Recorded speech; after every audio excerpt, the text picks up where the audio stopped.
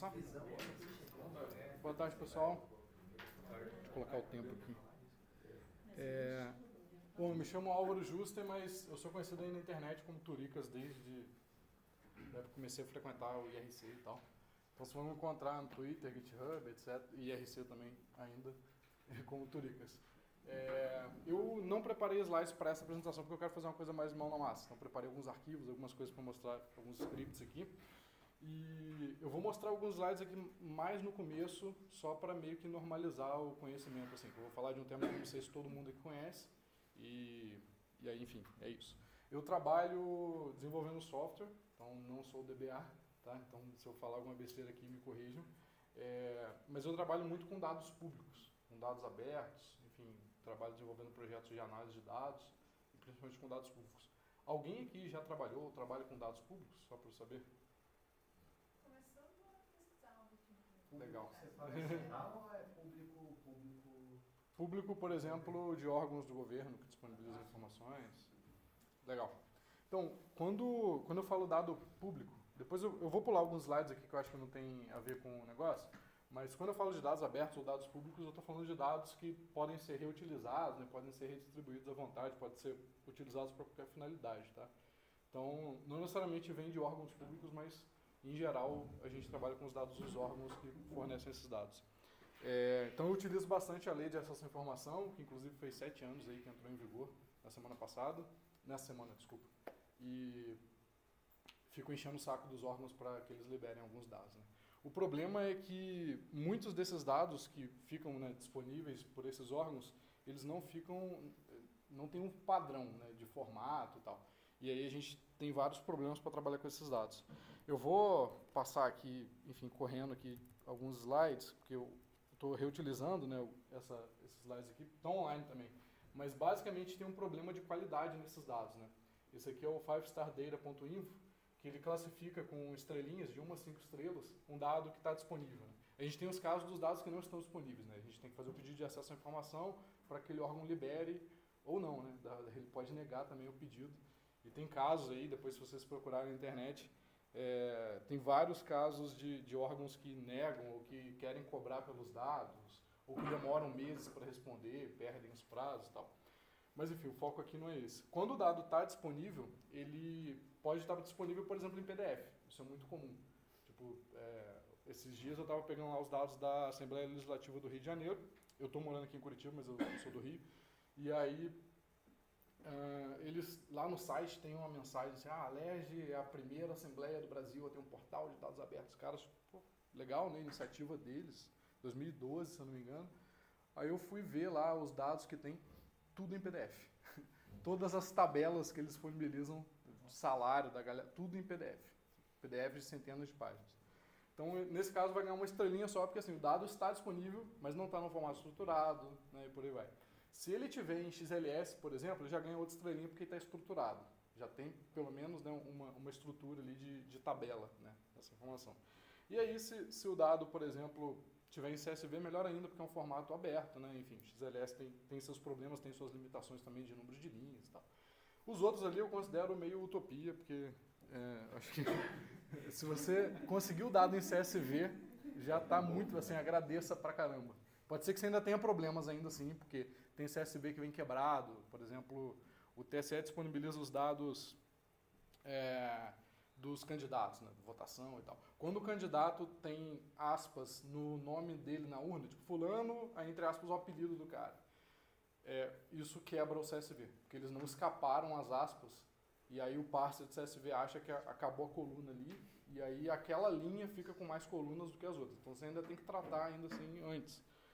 Enfim, o resumo aqui disso tudo que eu quero dizer é o seguinte: toda vez que você trabalha com dados, você acaba seguindo esse espaço ali. Né? Você, primeiro surge uma pergunta, né, um problema que você quer resolver, depois você encontra onde tem o dado, obtém, verifica, limpa, analisa e aí apresenta, enfim, faz a sua plataforma, o que você quiser com esses dados. Né? A maior parte do trabalho com dados públicos está nas 3 etapas de obtenção, verificação e limpeza de dados. Então, tudo isso que eu falei para vocês, de ou fazer o pedido de acesso à informação, ou baixar milhares de arquivos que estão separados e depois ter que juntá-los, ou ter que converter de PDF para CSV e depois poder importar para o seu banco e tal. Isso tudo corresponde, tem estimativas que dizem que isso chega até 80% de todo o tempo dos projetos de análise de dados, que envolvem dados públicos. Então é uma parte muito chata de se fazer em geral, né? É uma parte que você não tem como estimar muito bem, porque dependendo do órgão, o dado pode vir de um jeito completamente diferente, né? Pode vir em formato proprietário, formato personalizado que aquele órgão criou especificamente para disponibilizar aqueles dados, isso acontece. Aí você tem que criar um programa personalizado, não tem como aproveitar, né, algum software que utilize algum formato. Enfim, então o meu objetivo assim, de vida profissional é tentar minimizar o tempo que a gente perde com essas 3 etapas. Então eu desenvolvo alguns softwares para resolver essas questões. Um software que eu vou mostrar mais aqui hoje se chama Rose, que é escrito em Python, e a Rose é uma biblioteca Python que você consegue trabalhar com dados tabulares independente do formato. Então, por exemplo, em Python, em qualquer linguagem de programação, se você tiver que abrir um arquivo CSV, você vai usar uma biblioteca para ler aquele arquivo, import, biblioteca lá e tal. Se você quiser ler um arquivo XLS, você tem que usar outra biblioteca, que os códigos, né, para acessar o XLS são diferentes, obviamente, porque o byte, né, que está escrito lá no disco é completamente diferente do CSV para o XLS. Então, acaba que você tem que aprender a usar 2 bibliotecas se o seu sistema for suportar CSV e XLS. Ah, mas surgiu o XLSX, né, que é a versão mais nova do Office lá. Aí você vai ter que usar uma outra biblioteca, aprender a usar uma outra biblioteca, por aí vai. O que a Rose faz é justamente ser uma camada única em que você faz o mesmo código e aí ela, por baixo dos panos, se vira para acessar as bibliotecas necessárias para fazer aquilo ali. Só que eu criei também uma interface de linha de comando. Eu adoro usar... Meu computador é basicamente o terminal e o navegador. Não uso quase nada além disso. Então, tem muitas tarefas repetitivas que eu acabei criando essa interface de linha de comando e eu vou mostrar aqui para vocês. Um outro projeto que eu criei também que tem a ver com isso, que ajuda a resolver esses problemas, é o Brasil.io, que eu já vou falar, a gente usa também o Postgres no Brasil.io, mas basicamente, esses 2 projetos, eles tentam resolver esses problemas aqui. O do formato, né, quando o formato é um formato ruim, a ideia é que você não perca tempo convertendo, né, que seja automatizado o processo. A dispersão dos dados, muitas vezes, existem muitos arquivos separados, né, em várias partes de um determinado site. Eu coloquei um exemplo aqui, a filiação partidária. Se você quiser fazer uma análise de filiação partidária no Brasil inteiro, você tem que baixar 945 arquivos zip, descompactar todos, depois juntar tudo num arquivo só. E isso porque, assim, esse aqui é o nível fácil, né? Tem os outros níveis em que os CSVs que estão dentro dos zips não têm as mesmas colunas. Então você tem que fazer um outro processamento para poder gerar um arquivo e depois jogar na tabela. Esse 945, esse número acontece porque é um arquivo por unidade federativa por partido. Então são 27 unidades federativas vezes 35 partidos. Tem uma questão de quantidade de dados também, muitas vezes é difícil você trabalhar com quantidades grandes, né? E aqui, essa palestra foi mais focada em computação no mundo real, né? Então, óbvio que 18 milhões de registros, para a gente que lida com banco de dados e tal, é ridículo, né? Mas para uma pessoa que não entende tanto de tecnologia e trabalha com dados, lidar com essa quantidade grande de dados é difícil, né? Se eu der um CSV, por exemplo, para uma pessoa dessa, ela não vai conseguir abrir no Excel. O Excel se recusa, né, a abrir mais de 1 milhão de linhas. Então, a quantidade de dados é um problema também que, em geral, as pessoas têm ao acessar dados públicos. E o domínio da área também é bem relevante, porque muitas vezes aquele dado que está lá passou por uma regra de negócio que você não sabe qual é essa regra de negócio, você não sabe o que significa aquilo ali. Então, muitas vezes também é um problema. E aí, para resolver então os problemas de formato e dispersão de dados, eu trabalho em ferramentas, né, softwares que me ajudam a criar programas que baixam, convertem e tal. E para resolver os outros 2 problemas, eu criei o Brasil.io, que é uma plataforma que hospeda dados públicos já num formato bonitinho e tudo mais. Tá? Eu vou focar na primeira parte, que é a parte do trabalho com dados, que tem a ver também com Postgres.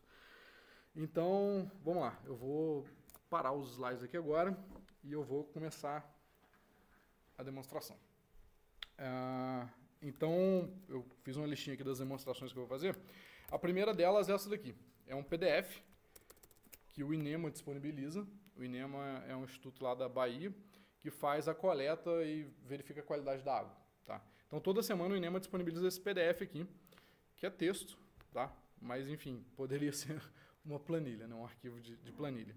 E aí, se você quer fazer uma análise histórica, por exemplo, para saber qual praia que está mais poluída ou que ficou poluída e tal, eu um cliente meu precisou fazer isso, né? Eu tenho muitos clientes que são jornalistas, redações e tal. Então o Correio 24 Horas me encomendou, é o maior jornal lá da Bahia, ele me encomendou uma análise histórica da qualidade da água.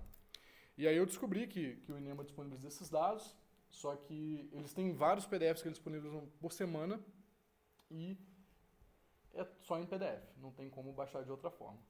Daí eu precisava então converter isso aqui para, por exemplo, CSV ou para algum outro formato que fique mais fácil, né, eu jogar isso num banco e depois fazer as análises. Boa parte das análises eu uso SQL. Tem muita gente do mundo da programação que prefere fazer o código para analisar o dado ali na mão e tal, jogar tudo em memória e tal. Eu acabo usando muito SQL porque eu acho que é a ferramenta que foi feita para isso. E eu não sei, em caso, sei lá, machine learning, coisa assim, beleza, mas eu prefiro usar SQL diretamente, então eu uso bastante. Eu acabo usando também, para casos pequenos, eu uso muito o SQLite também, enfim, porque está aqui, eu consigo transportar fácil o arquivo, como é um arquivo só, eu consigo dar, por exemplo, o arquivo para um jornalista e falar, ó, abre isso daí nesse software aqui, e aí você vai conseguir colocar suas consultas lá, mas eu uso também bastante o Postgres para fazer essa análise. Vamos lá então, eu estou aqui na linha de comando, eu já instalei, obviamente já está tudo configurado aqui, não vou passar por essa etapa, mas para quem entende Python aí, pip install rows já funciona, tá?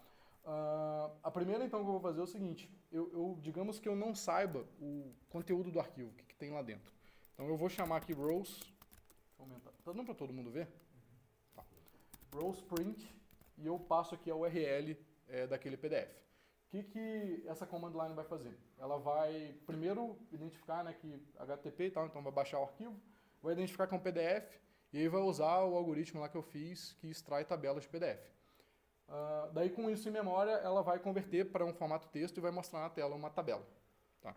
Então quando eu fizer isso aqui, se o Wi-Fi estiver funcionando, tá. Então tá meio ruim de ver aqui, né, porque a tabela é grande e tal, mas enfim, é uma tabela, confia em mim. Então tá lá, já a tabela convertida, ó, São Tomé, e o último aqui é Flamengo e tal. Deixa eu voltar aqui só para vocês verem, ó. São Tomé e Flamengo. Então, esse algoritmo que eu implementei, ele identifica onde está a tabela nas páginas, independente se está mais de uma página, extrai as informações e deixa estruturado. Mas não é exatamente isso que a gente quer, né? A gente quer converter. Então, eu posso, por exemplo, chamar o rows convert e chamar aqui de boletim.csv, por exemplo. Então, ele vai fazer a mesma coisa, vai baixar, só que em vez de mostrar na tela, vai gerar aqui o CSV. Então, tá lá o arquivo CSV que foi gerado, tá? Bonitinho. E aí eu consigo facilmente jogar isso, facilmente, não necessariamente, mas eu consigo, né, trabalhar com esse dado de maneira mais rápida. Beleza. Uma coisa legal aqui é que, por exemplo, não sei se vocês já tiveram esse problema, mas eu tenho muito cliente que usa Excel. Praticamente, eu só uso, quando eu preciso usar, eu uso o LibreOffice ou o Google Spreadsheets, mas a maior parte dos meus clientes usa Excel. E aí, eu tenho muito problema de que o CSV, por padrão, o Excel não considera que a vírgula é o separador de colunas, né? Apesar do nome CSV ser Comma Separated Values, ele considera que o ponto e vírgula é o padrão, porque sim, né? Enfim. E aí, quando abre o CSV, aparece tudo em uma coluna só, e você tem que ir lá e configurar e tal. E tem muito cliente que não sabe trabalhar direito com dados, não conhece muito bem essas coisas. Então, muitas vezes tem que converter para XLS ou XLSX, porque aí fica mais fácil. A pessoa dá 2 cliques, abre e está tudo lá. Então, esse convert, ele suporta todos os formatos que a rows suporta. Então, eu poderia jogar aqui um XLS e ele vai fazer a mesma coisa. Vai baixar o PDF, converter. Eu vou abrir aqui no LibreOffice. Então, LibreOffice é meio lento, né? Mas, enfim. Tá lá o arquivo igualzinho, tá? Convertido. Isso daqui funciona para todos os formatos que a biblioteca suporta. São, acho que uns 10 hoje. Eu não lembro de todos. Poderia converter para, sei lá, HTML. Aí ele vai gerar lá table, tal, bonitinho. Então, deixa eu pegar aqui, ó. Tá lá. Tá.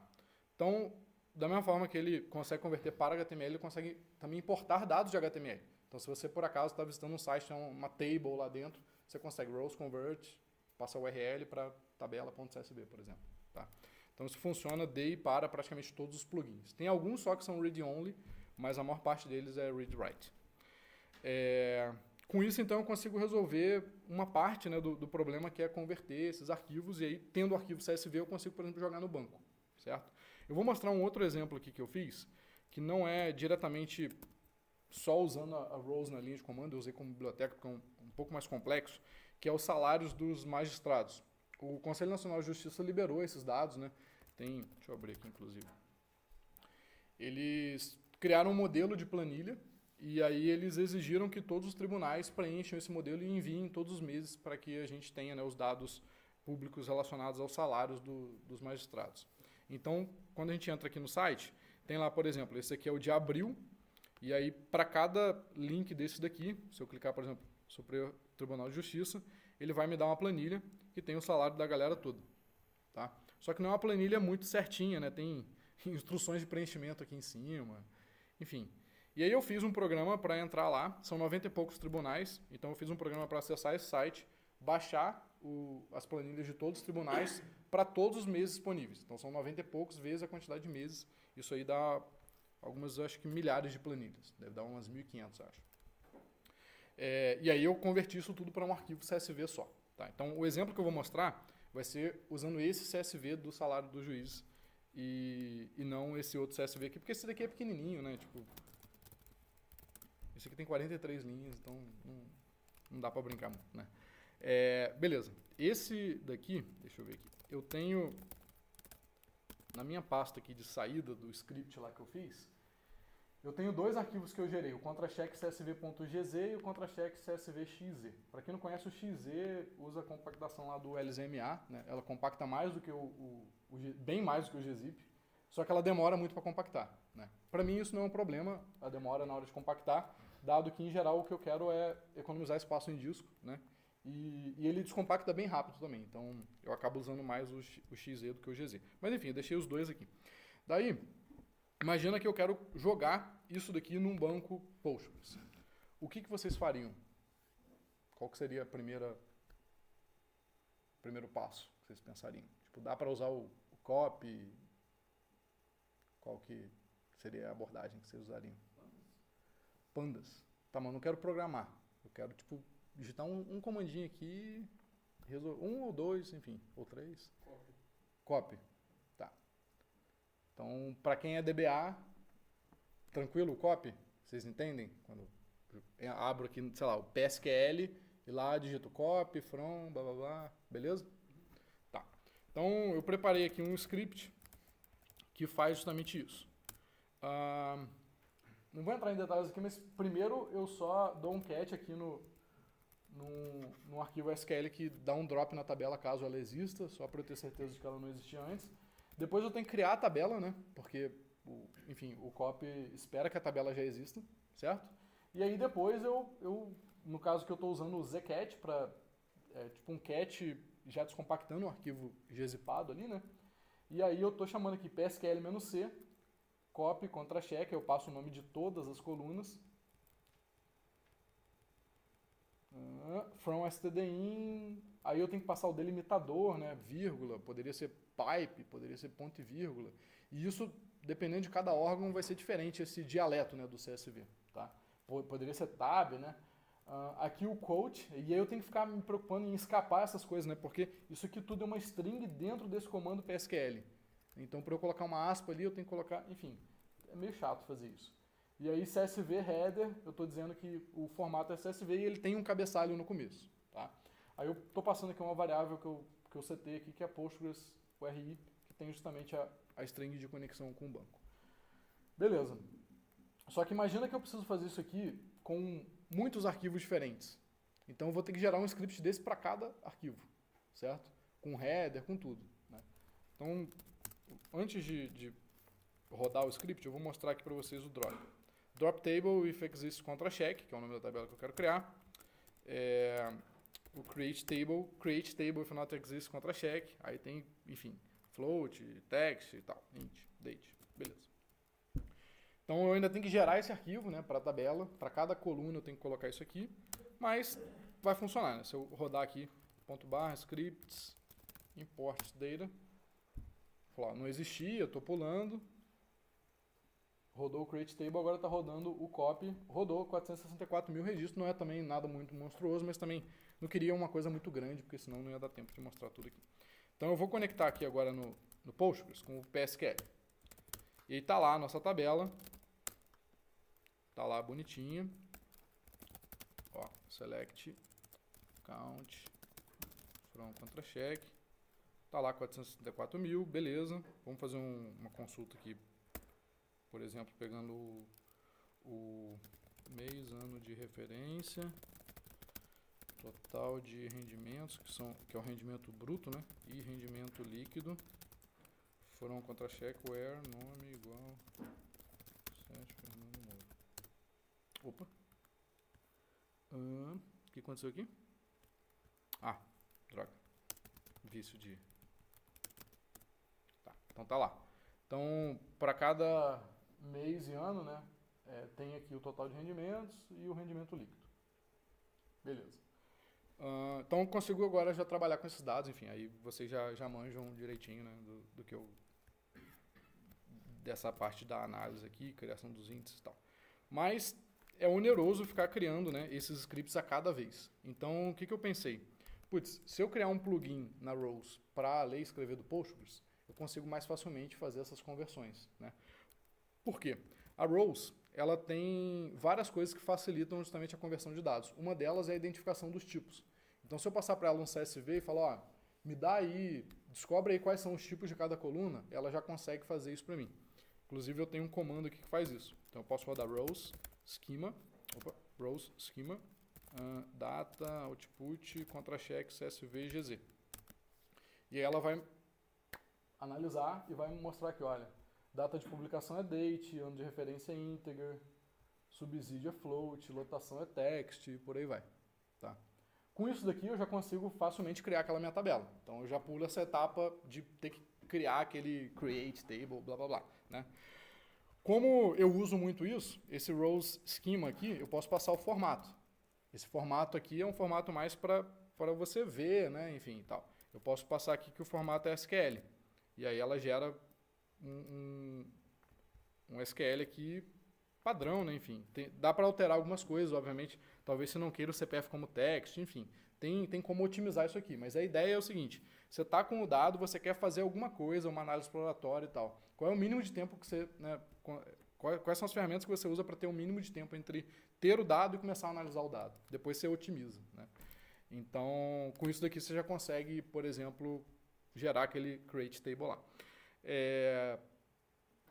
E aí tem outros formatos, por exemplo, quem programa aqui em Python, tem um framework muito conhecido chamado Django, que você pode passar aqui o formato do Django. Ele já gera o código do Django que tem esse model ali. Então tem lá, isso aqui é text field, float, e por aí vai. Tá? Tem outros formatos também, mas enfim, com isso daqui você já consegue pular essa etapa de ter que criar na mão esse cara ali, certo? Então, desses scripts aqui, o drop table é fácil de criar, né? Tranquilo. O create table eu já consigo pular a etapa. E aí, olhando lá no import data, então eu teria que criar essa última parte aqui só, porque aquele esquema já resolve boa parte dessa parte aqui de cima, né? E aí eu teria que criar esse comando do PSQL aqui, que é o copy. Aqui tem como, obviamente, eu automatizar. Por exemplo, se o meu CSV, o cabeçalho dele, né, tá na primeira linha, então eu consigo rodar na linha de comando head -1, né, arquivo, e aí eu pego esse cabeçalho aqui que tem o nome das colunas. Mas isso não resolve alguns problemas. Por exemplo, qual é o delimitador do CSV? Se é vírgula, ponto e vírgula, isso aqui ainda tem que ser manual, certo? O que ele usa para colocar, né, entre aspas, quando, por exemplo, você precisa colocar o delimitador dentro dos dados, né? Então, digamos que eu tenha lá, sei lá, um CSV que tem uma coluna endereço, e aí o separador é vírgula, mas naquele campo endereço tem rua tal, vírgula, número tal. E essa vírgula, para ela não ser confundida como o delimitador, eu tenho que colocar entre aspas, certo? Só que esse caractere das aspas também pode mudar. Tem CSV que a aspa vem aspa simples, tem CSV que vem aspa dupla, enfim. Outra coisa que muda também é o encoding. Tem CSV que vem em ISO 885915, tem CSV que vem UTF-8, tem uns outros encontros mais bizarros que a galera usa e tal. Então, esses parâmetros ainda tem que ser manuais, certo? Só que na Rows, eu já automatizei a detecção desses parâmetros para CSV, porque eu não quero ficar perdendo tempo toda vez tendo que digitar isso, certo? Então, a Rows já consegue automaticamente identificar o delimitador, automaticamente identificar qual é o o caractere de quote, qual é o encoding daquele arquivo, tá? E aí o que eu fiz? Eu criei então um programa aqui dentro, né, um subcomando ali da rows, que consegue fazer isso tudo e jogar para um banco Postgres, tá? Deixa eu só ver se eu não pulei nada aqui. Não. Então, vamos lá. Eu vou rodar aqui, eu separei aqui 2 arquivos. Eu vou rodar o que tem o XZ, tá? Um outro problema também que esse script aqui não contempla é o seguinte. Nesse caso aqui o arquivo está gzipado. Se ele tivesse compactado em bzip, em LZMA, em outro formato, eu teria que ficar mudando esse comando aqui toda vez também. Então, ou teria que fazer um script com if, né, e tal. Então, e o Postgres, o comando copy, ele aceita arquivos compactados. Não sei se vocês estão ligados nisso. Dá para colocar CSV, dá para colocar, acho que só gzip que ele aceita. Ele não aceita, por exemplo, se eu tiver um arquivo em bzip 2, tá? Por isso que eu prefiro usar aqui esse comando com o pipe, que eu consigo primeiro descompactar o arquivo e depois jogar para ele já em CSV, sem estar compactado. Mas, enfim, eu ainda preciso sempre digitar esse comando aqui. Na rows, ela já suporta, por padrão, o arquivo não compactado, arquivo compactado em gzip, em bzip2, em xz. Acho que tem mais uma compactação que ela aceita. E eu estou adicionando suporte agora aos archives. Por exemplo, targz, né, que primeiro tem que descompactar e depois pegar o arquivo lá dentro. Ou zip, né, que é um formato que já tem, né, o archive e a compressão. RAR e por aí vai, né? Então, no futuro, vai dar para trabalhar também com esses arquivos assim. Então, vamos lá. Se eu quiser importar esses dados aqui... Não, antes eu vou fazer o seguinte. Eu vou dar um drop aqui. Pra vocês verem que o banco está vazio. E aí, agora sim, eu vou importar lá esses dados. Então, tá aqui. Vou importar esse XZ aqui. Então, se eu rodar rows, pg import, aí eu tenho que colocar o nome do arquivo de origem, a URI de conexão com o banco e o nome da tabela que eu quero importar no banco. Eu vou chamar também de contra-check. Então, se tudo der certo, se nenhum efeito demonstração aí acontecer, ele vai importar. Uma coisa legal também é que, diferente do copy, como eu vou lendo e descompactando o arquivo em Python, eu consigo fazer essa barrinha de progresso. E aí você não precisa ficar ansioso, quando é que vai terminar. Você já tem uma noção mais ou menos de quando isso vai acontecer. Então, ele importou 109 megabytes, tá? No total ali de 464.279 registros. Então, vamos fazer o seguinte, só para vocês terem noção, o arquivo aqui compactado tem 9.2 mega, tá? Mas o compactado deu aquilo tudo ali. O que eu faço aqui é o seguinte, eu vou lendo o arquivo de maneira preguiçosa, né? Eu leio um pouco, descompacto, jogo no stdin do PSQL, e aí ele pega isso, e aí depois eu vou, enfim, vou fazendo isso. Você consegue configurar o tamanho do chunk que ele vai ler e outras coisas. Mas não vou entrar nesses detalhes aqui. Vamos pegar aqui então de novo. Olha lá, tá lá contra-check. A tabela foi criada já com os tipos direitinhos, tá? Que ele identificou. E, enfim, em 5 segundos eu consegui fazer isso sem precisar nem saber o dialeto do CSV ou a forma de compactação dele e tal. Então, beleza. Se eu quiser fazer com o gzip, mesma coisa. Só trocar aqui de XZ por GZ. Coloquei aqui uma outra tabela, um outro nome, só para ele ver. E o gzip tem um problema que é o seguinte. Esse tamanho aqui, 109 MB, isso daqui, por conta de uma limitação no formato do gzip, esse valor aqui pode estar errado. O gzip ele usa só 32 bits para guardar o tamanho do arquivo sem compressão. E aí, se o arquivo é maior do que, enfim, 2 elevado a 32 em bytes, ele trunca. Então, isso daqui eu pego através do gzip lá e é uma informação que não tem como saber caso o arquivo seja maior do que 2 GB.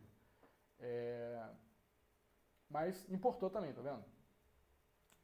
Importou lá também em 5 segundos aqui. E como é o mesmo dado, né, a gente espera que a tabela seja exatamente igual. Uma coisa legal da Rows é o seguinte, independente do formato que você está, se está em HTML, se está em CSV, se está já no Postgres, se o dado é o mesmo, ela usa, né, o algoritmo de detecção de tipo e tal, e faz as conversões da mesma forma. Então não importa se o dado, por exemplo, aqui está em CSV, mas estava compactado com gzip, ou em XZ, ou em outros formatos, ela vai, enfim, usar todas as estratégias para descompactar, para fazer tudo, e o resultado esperado é que seja sempre o mesmo. Tá? Então esse arquivo novamente poderia estar em outros formatos. Ok, vamos então fazer o seguinte. Eu vou gerar aqui uma...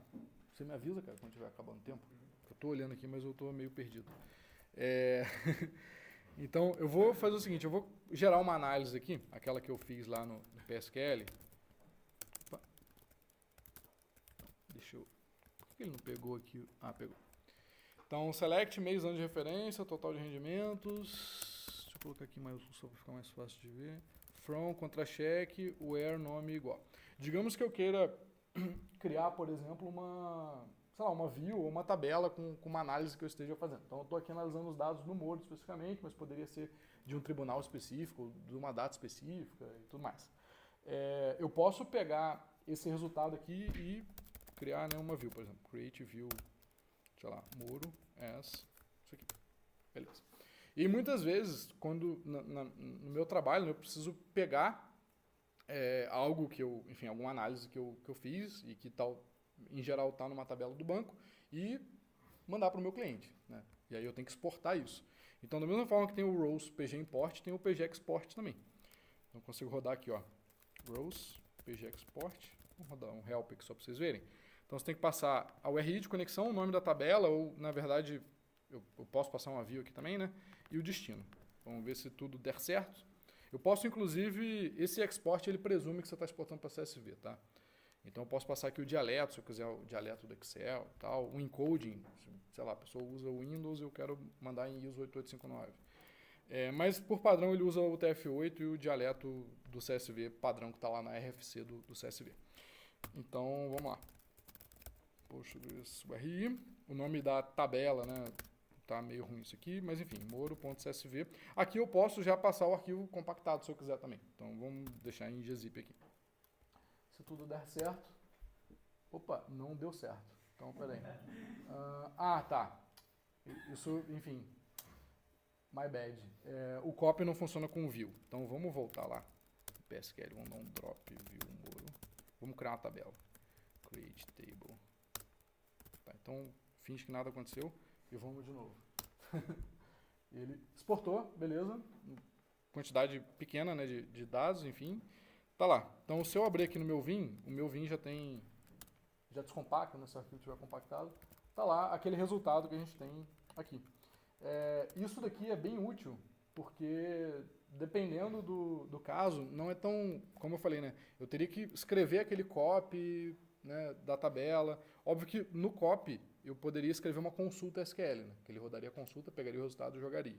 Aqui eu tenho uma etapa a mais, que é pegar essa minha consulta, transformar na tabela e, enfim, e aí sim fazer a exportação dos dados. Mas eu poderia também, por exemplo, exportar uma tabela que já tem lá. Eu vou passar aqui a contra-check só para vocês verem que, enfim, que funciona. Eu vou colocar aqui só contra-check.csv descompactado, só para vocês verem o caso dele descompactar também. Então ele diz lá quantos megabytes que ele exportou, nesse caso 102 e tal, contra-check.csv. Aqui tem uma coisa estranha, tipo, era para ter 109 MB aqui, né? Mas por conta de conversão de dados, na hora que eu exporto, eu não necessariamente preservo as aspas, né? Por exemplo, o arquivo original, ele pode ser que ele tenha mais aspas do que é necessário. Pode ser que ele tenha, enfim, algumas aspas ali que não tem necessidade, tem redundância. E na hora que o Postgres exporta, ele, enfim, tira algumas dessas aspas aí. Mas se eu abrir aqui o arquivo, tá lá, direitinho. Enfim, CPF, nome da galera e tudo mais. Então, estão todas as colunas aqui. Uma coisa interessante aqui, né, como eu falei, é que dependendo do tipo de trabalho que você esteja fazendo, esse lance de colocar o arquivo já compactado ajuda demais assim, em termos de tempo, né? é aquilo, você está querendo analisar um dado, querendo, enfim, entregar algo para o seu cliente, já alguma análise preliminar, mas o arquivo tem, tipo, gigabytes e gigabytes, né? Só o tempo de você unzip no arquivo já demora um tempão, né? Ou, enfim, então só o tempo de compactar e descompactar, além de você ter que esperar, né, gera muito I/O e tal, ocupa muito espaço em disco, né? Tem arquivos aqui que, em geral, compactam, o tamanho compactado fica 5% do arquivo original, né, quando é texto. Então, esse lance de usar tanto como entrada quanto como saída o arquivo compactado ajuda muito a ganhar em desempenho. O overhead da compactação é muito pequeno comparado ao overhead que você teria do I/O descompactado, mais o I/O, mais o processamento da compactação, mais o I/O do negócio compactado, né? Você faz só a segunda parte, que é o processamento e o I/O dele já compactado. Então, enfim, isso me ajuda bastante, foi por isso que eu fui adicionando essas coisas na Rose, né? Eu queria uma ferramenta que contemplasse isso tudo. Aí, quanto tempo que eu tenho? 4 minutos. Ah, beleza. Só para finalizar, eu vou mostrar uma coisa que não tem diretamente a ver com o Postgres, mas que pode ser útil para vocês caso vocês precisem trabalhar com esses dados. Digamos que eu tenho aqui, deixa eu pegar aqui. Eu tenho um arquivo aqui que tem os dados do IBGE do censo, do 2010, está desatualizado, que tem habitantes e área, né? Tem um CSV aqui. Digamos que eu queira, sei lá, pegar as cidades que são mais populosas, por exemplo. Eu poderia jogar isso para o Postgres e, enfim, fazer lá o que eu quero. Só que esse arquivo aqui é um arquivo pequeno, né? O Brasil tem 5.565 a 70 municípios, isso aí depende do ano. Depende também, se você está olhando o IBGE ou o TSE, eles discordam em números de municípios que o Brasil tem. Mas, enfim, é um arquivo pequeno, não precisaria jogar para o Postgres para fazer isso. Com a Rose, caso você precise, você pode rodar aqui o comando de consulta. Então, eu posso passar aqui uma consulta SQL para esse arquivo CSV. E o que ela vai fazer? Ela vai transformar isso num banco SQLite em memória, rodar a consulta e me dar o resultado. Então, por exemplo, select asterisco, e eu posso passar vários arquivos de entrada. Aqui eu estou passando um só, ele vai transformar esse Brasil.csv numa tabela chamada table1. Então, select asterisco from table1, where habitantes maior que 1 milhão. Order by, sei lá, área. Quero ver os que têm a maior área primeiro. Então, quando eu rodar isso aqui, opa, deu erro. Select asterisco from, né? Faltou aqui o from. Então, tá lá. Eu consegui fazer a consulta SQL no CSV. E aí eu poderia, obviamente, jogar isso aqui, ó. Output é igual a municípios mais populosos, sei lá, XLS, digamos. E aí ele vai exportar o resultado para XLS, né? O legal é que eu consigo fazer isso com esse PDF, se eu quiser. Porque, enfim, a biblioteca suporta PDF, né, e tal. Então, posso rodar aqui Rose Query. Eu vou passar depois aqui uma consulta. Eu quero pegar, por exemplo, todos os registros aqui em que a categoria está imprópria para banho, tá? Então, select asterisco from table 1 where categoria igual a imprópria. E aí, novamente, vai baixar, converter e tal.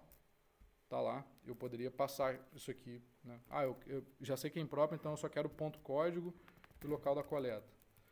Posso pegar aqui em select ponto código, local da coleta e passar isso aqui como impróprias.csv, por exemplo. E só para ver o resultado, eu posso rows print impróprias, né? Ou eu posso abrir também no Vim aqui, que está lá, ponto código local da coleta. Então, eu consigo fazer isso tudo. Aí, para quem tem interesse em trabalhar com dados públicos, dá uma olhada depois lá no Brasil I/O, que todas as ferramentas que eu venho desenvolvendo, o objetivo final é, na verdade, fazer com que esses dados públicos sejam mais acessíveis, né? Fiquem mais fáceis de serem acessados. Então, por exemplo, o estado da vulnerabilidade lá da Costa Baiana está aqui. Se você clicar aqui, você vai ter lá os 37.829 registros, que é a junção de todos os PDFs lá. Você consegue filtrar aqui facilmente, né? E quem está por trás aqui dessa aplicação é o Postgres. Você consegue baixar um CSV com o filtro que você fez. Então, se, por exemplo, é um dataset muito grande, aqui nem é tão grande, né? O do juiz, por exemplo, tem... Esse aqui está até desatualizado, tem ainda 215 mil. Não tem ainda esses 400 e poucos, porque eu rodei o script recentemente. Mas, enfim, eu posso filtrar aqui pelo tribunal. Uma das coisas que eu corrigi, inclusive, foi erro de escrita da galera lá. posso filtrar pelo tribunal e posso, por exemplo, baixar um CSV só com o resultado que eu filtrei. Então, para um leigo, isso aqui ajuda muito, né? Principalmente se você tem datasets aqui com milhões de registros. Uma coisa legal também é que, como eu tenho muitos datasets, eu consigo juntar esses datasets. Aqui eu coloquei um exemplo da Odebrecht. Então, tendo o CNPJ de uma empresa, você consegue saber as filiais dela, consegue saber quem são os sócios, consegue saber de quais empresas ela é sócia, no caso que são 139. Você consegue saber quanto que o governo federal pagou para ela. Então, aqui, por exemplo, tem que melhorar essa visualização para colocar o separador de milhar aqui. Mas 177 milhões, comando da Marinha e por aí vai. Né? Então, enfim, de uma forma muito simples você consegue cruzar todos esses dados, mas isso aqui só foi possível porque teve essa etapa anterior, né, de fazer toda essa conversão e tal, e porque, obviamente, tem o Postgres por trás aqui, com todos os índices, com tudo funcionando lindamente e bem rápido, assim. Se alguém quiser, enfim, saber mais sobre o Brasil I/O, tem algumas formas de colaborar. Dá para colaborar com código, com a parte do próprio banco de dados, sugerindo melhorias e tal. Colaborar sugerindo novos datasets, publicando análises, né, no nosso blog lá desses dados e também doando. O projeto é um projeto totalmente voluntário, né, temos contas a pagar, né, servidores e tal. E como a gente ainda não tem muitos dados aqui, a gente tem algumas centenas de gigabytes no Postgres atualmente, mas a gente só não tem mais dados justamente porque tem uma limitação financeira envolvendo a questão da infra, né? Então, a gente quer colocar outros datasets aí, mas vamos esperar a campanha recolher um pouco mais de grana para a gente conseguir aumentar um pouco a infra. Gente, eu acho que é isso que eu selecionei aqui. Enfim, tem alguns outros detalhes, mas eu não vou entrar também em muitos detalhes porque o meu tempo acabou. Eu vou fazer uma apresentação parecida com essa na PGConf, então quem estiver lá também. Não vai ser exatamente essa, vai ser um pouquinho mais bem preparada, assim, vai ter alguns slides e vai mostrar também um pouco por trás do Brasil I/O, mas eu vou mostrar também essa parte de conversão dos dados e tal. Aqui eu quis mostrar mais algumas coisas que eu uso no dia a dia, assim, que acabam me ajudando. É isso. Alguma dúvida? Gostaria de ver seu dataset. Algumas opções do dataset ali. Ah, sim. Então, Na área de saúde você tem alguma coisa? não. A gente ainda não colocou aqui, mas a gente já baixou vários dados lá do DataSuisse, já convertemos e tal.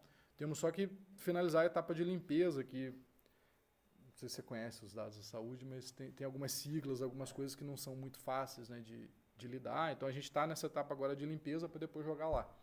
E aí tem, para quem não conhece, aí, o DataSuisse tem muito arquivo em DBF, DBC, que é uma versão proprietária do DBF, que tem o dado comprimido por um algoritmo de compressão que nem tem biblioteca direito para descomprimir, enfim. Então, a gente já pulou essa etapa de converter tudo para CSV, mas a gente ainda está limpando para ver qual é a melhor forma de apresentar isso nesse formato de tabela. Uma coisa que eu não mostrei aqui, para cada dataset desse aqui, tem já na API também disponível. Você pode consultar os dados via API, tem uma API lá que responde, né, HTTP com JSON, e você consegue rodar aqueles filtros todos na API também. Então, tipo, eu quero saber quais são os sócios de uma empresa. Você pode acessar a API. Deixa eu pegar aqui, por exemplo, só voltar aqui para eu copiar o CNPJ da Odebrecht. Eu posso vir aqui brasil.io/API/dataset. Deixa eu pegar aqui, sócios Brasil, por exemplo. Então, aqui tem o resultado, né? Aí eu tenho aqui, ó, empresas/data, que são os dados mesmo dessa tabela, né? Cada dataset tem várias tabelas. Então, eu consigo filtrar aqui. Desculpa, não é a empresa que eu quero os sócios. Então, tem as holdings, tem os sócios. Tá. Então, aqui eu posso filtrar para o CNPJ, passar o CNPJ aqui e eu vou ter lá 5, resultado. Então, aqui eu tenho o sócio só da Odebrecht. Tá? Isso aqui, inclusive, está sem cache, essa parada na aplicação. Está batendo direto no banco e vindo. Mas, enfim, voltando lá à questão dos datasets, a gente tem, então, uma coleção de CPFs e CNPJs brasileiros. Aqui eu não divulgo o CPF de ninguém, por uma questão de privacidade, mas esses CPFs estão nos datasets públicos disponibilizados pelos órgãos. Eu só meio que criei esse meta-dataset aqui para ficar fácil, se você estiver, por exemplo, procurando alguma empresa e tal, você procura aqui em vez de ter que procurar em todos os outros datasets. Tá? Então, eu uso o CPF internamente no banco para fazer as foreign keys, mas eu não exibo o CPF de ninguém aqui. Tá? Então, você clicar aqui, por exemplo, Ó, tem um CPF. Isso aqui é 000, é comum a galera preencher o nome, às vezes, em branco, mas é um número de CPF válido, e aí eu não divulgo o CPF inteiro, né? Eu divulgo só alguns dígitos para você conseguir não ter o problema de homônimo, né? Tem muito, por exemplo, se entrar na base dos sócios das empresas brasileiras, tem acho que 2.600 empresas que tem um sócio chamado José Carlos da Silva. E obviamente não é a mesma pessoa, né? Então, tendo alguns dígitos do CPF, você consegue saber se é o mesmo José Carlos ou não. Ou pode ser. Pode ser também. Mas, enfim, voltando aqui. Então, tem os cursos e notas lá do ProUni. Eu vou começar a adicionar mais dados da educação aqui. A gente já está com os dados do censo do ensino superior, que são milhões e milhões de registros. Todo ano o INEP divulga. Não sei como é que vai ser daqui para frente, mas, enfim, o MEC está meio capenga em algumas coisas aí. Não sei se eles vão continuar mantendo essa divulgação. O das eleições, a gente tem os bens declarados dos candidatos, as candidaturas, as filiações partidárias, as votações. Vão entrar aqui também a parte de prestação de contas, receitas e despesas de campanha. Eu já fiz muita análise, principalmente para descobrir esquema de laranja, né? Tipo, fulaninho doou para a campanha desse camarada aqui. Aí esse camarada gastou, né, do dinheiro ou da campanha, por exemplo, que veio do fundo partidário ou que veio do fulaninho, numa empresa X. Essa empresa X tem como sócias, enfim, várias pessoas e essa outra empresa Y. E fulaninho é sócio da empresa Y. Então, dá para fechar o loop, né? E aí a gente, inclusive, tem banco de dados de grafo aqui rodando também. A gente está usando, por enquanto, o Neo4j. Confesso que não muito feliz, que não é tão simples de usar, não é tão rápido, pelo contrário. Estou pensando em uma outra abordagem com relação a essa questão dos grafos. Mas, por enquanto, resolve. Então, por exemplo, atualmente você já consegue fazer uma busca entre... Será que essa pessoa ou essa empresa tem alguma ligação com essa pessoa e essa empresa? Ele já faz lá, roda o algoritmo de short path e consegue encontrar, né, nessas relações de sociedade. A gente vai começar a alimentar esse gráfico com outras relações que não são diretamente sociedade, mas que tem a ver, por exemplo, com, sei lá, a pessoa que já recebeu algum dinheiro do governo federal ou a pessoa que já doou para alguma campanha e tal. Então, das eleições tem bastante coisa, tem lá o de vulnerabilidade. Por enquanto tem aqui só da Bahia, mas já está pronto também o de Santa Catarina, a gente está fazendo para outros estados. O problema é que cada estado tem um formato completamente diferente e não dá, tem alguns que não dão muitos detalhes. Aí tem os gastos diretos do governo federal, esse aqui é bem grande e está lá no portal Transparência, você baixa tipo, por ano e tal, eu já joguei tudo aqui. Tem tudo que sai do governo federal, para onde que vai, enfim, se é pessoa física, se é jurídica e tal. Tem um aqui do gastos da Câmara dos Deputados também. Para quem conhece a Operação Serenata de Amor, é desse dataset aqui que eles tiraram os dados lá para verificar tipo, que o deputado pediu uma nota de reembolso de R$190 num restaurante e que os pratos custavam no máximo 40, por exemplo. É desse dataset que eles pegam esses dados. Eu já vou adicionar aqui também de Assembleias Legislativas Estaduais. Então, eu já tenho praticamente pronto da Alerj e da Alep, daqui do Paraná. Esse daqui, a gente fez uma pesquisa relacionada à questão de gênero, como é que o gênero é distribuído nos nomes, né, que me encomendaram. A gente pegou os dados do censo, então aqui tem mais de 100 mil nomes brasileiros classificados por gênero, e a frequência desses nomes, você consegue saber tipo, quantas pessoas têm o mesmo nome que você. O salário dos magistrados, já comentei, está aqui. Em breve a gente vai colocar um pouco mais de detalhes que tem a ver com aqueles penduricalhos lá. E os sócios das empresas brasileiras, que tem as empresas, as holdings, os sócios, especificamente aqui ainda vai entrar também o de atividade empresarial, que tem os quinais das empresas, que aí dá para fazer alguns filtros legais. Por exemplo, eu já tenho esse dado, só não está disponível ainda na plataforma porque eu preciso terminar umas limpezas, mas já teve gente verificando, por exemplo, teve uma jornalista que fez uma reportagem verificando como que as igrejas cresceram ao longo do tempo, assim, em número, em localização, porque tem o endereço das empresas também, então você consegue fazer geolocalização e tal. E, enfim, tem muita coisa para entrar aqui ainda, só que como o tempo é limitado, eu acabo não tendo tanto tempo disponível para o projeto, porque eu também já estou envolvido com um monte de coisa. Que mais que eu ia falar dessa parte dos datasets? Acho que é isso. Tem mais alguma pergunta? É o seguinte, eu vi ali embaixo, sugira, né? Isso, você pode sugerir. Como você faz assim quando você depara com um dado que deveria ser público e está bloqueado e tal? O que você faz? Então, em geral, primeiro eu xingo no Twitter, pra galera saber que, tipo, pra dar visibilidade ao problema, né? E com isso tentar até juntar pessoas que tiveram o mesmo problema e tal. Então, essa é a minha primeira estratégia. Depois eu vejo se eu consigo, por exemplo, se aquele dado realmente deveria ser público e tal. Se for, aí eu faço um pedido de acesso à informação. Nem sempre é tão simples. Por exemplo, os dados de sócios das empresas brasileiras, a Receita Federal só liberava o CNPJ das empresas, o nome dos sócios, então tinha o problema dos homônimos, não liberava as atividades empresariais, então isso era um problema também, porque dependendo do caso você precisa para saber... Nem porcentagem também. Exatamente. E aí a gente fez um pedido de acesso à informação, só que eu sabia que eles iam negar, né? Então eu tentei fazer um pedido bem encorpado, assim, bem robusto. Eu peguei todos os pedidos que eles negaram, li os motivos, junto com um amigo meu que é advogado, e aí a gente criou um pedido assim, gigante, explicando tecnicamente os problemas de formato, explicando os problemas de dado faltando, enfim, e tal.